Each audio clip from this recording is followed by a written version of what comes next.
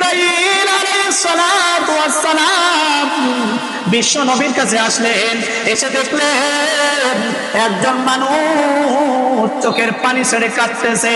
কান্নার কারণটা হলো আল্লাহর ভয়ে, জাহান্নামের ভয়ে কাঁদতেছে। দুনিয়ার কোনো টাকা পয়সার কারণে কাঁদছে না, মানুষটা গরিব এই জন্য কাঁদছে না, মানুষটা কালো এই জন্য কাঁদছে না, মানুষটার অন্তরে একটাই ফিকির, একটাই চিন্তা, মালিক গো ওই জাহান্নামের আগুন আমি সইতে পারবো না। আয় আল্লাহ, তুমি যদি আমার উপরে অসন্তুষ্ট হয়ে যাও, ওই জাহান্নাম ছাড়া আমার কোনো উপায় হবে না, আর আমার পক্ষে জাহান্নামের আগুন সহ্য করা কোনোভাবেই সম্ভব না।